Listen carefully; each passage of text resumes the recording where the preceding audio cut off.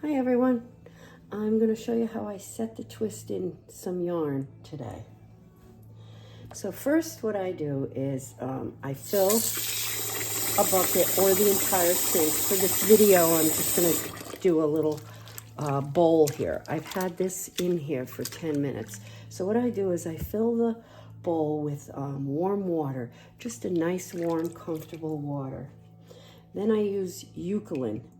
It's excellent for wool. I use this to wash a fleece. I'll use it to set my twist, or if a yarn needs to be washed, or I use it for my wool clothing. So I will put a capful, well, half a capful in this size bowl. So I can add a couple more to these. And this one has been sitting already for 10 minutes, so I'll show you what I do next. I'll let those sit. This one that's been sitting for 10 minutes, it's opened up nicely. You can see it got a little puffier and nicer when the twist is set. So I wring it out, the warm water, and then I rinse it, which would be done typically in the bowl. I'll make a little cooler water bath.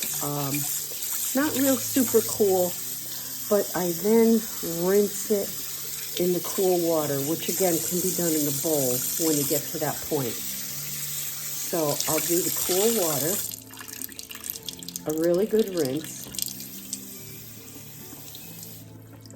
After that, I wring it really well. Now, I'm not gentle with this at all. This is sheep's wool. Rain, sun, winter, that wool never gets ruined. It's on their back. So you can't ruin this wool. But what I do next is, because this is a single, and sometimes there could be a weak spot in it, you know, if there wasn't a lot of twists, there could be a little bit of a weak spot, and of course we don't want it to pull apart.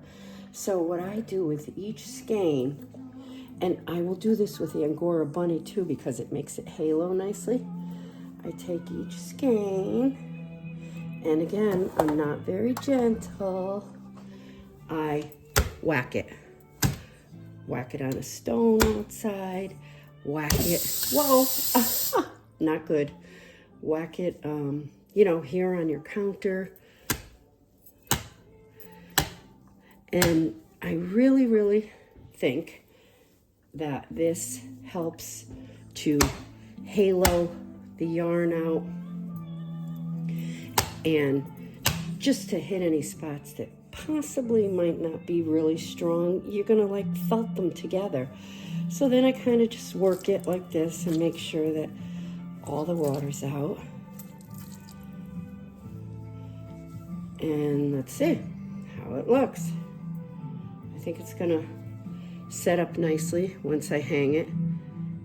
The twist is pretty good. There's you know, it's not turning and twisting on itself. So of course I'll pull it a little, and then this will hang and dry nicely with a set twist. Now, before you do it, before you do this whole process, this is typically what my handspun will look like. So you can see why it's really important to set the twist. You know, there's some little bit of over twist here, not really over twist, but we want it to be nice and straight like this is. And this will dry like this as well. So it's important because if you knit with this, the way this is turning like that, your work will literally have an angle on it. So will your weaving. Your weaving will pull a little bit and not be nice and even. So it's important to set your twist. Sometimes I will admit, if I have spun a 2-ply yarn and it hangs straight like this right after I spun it,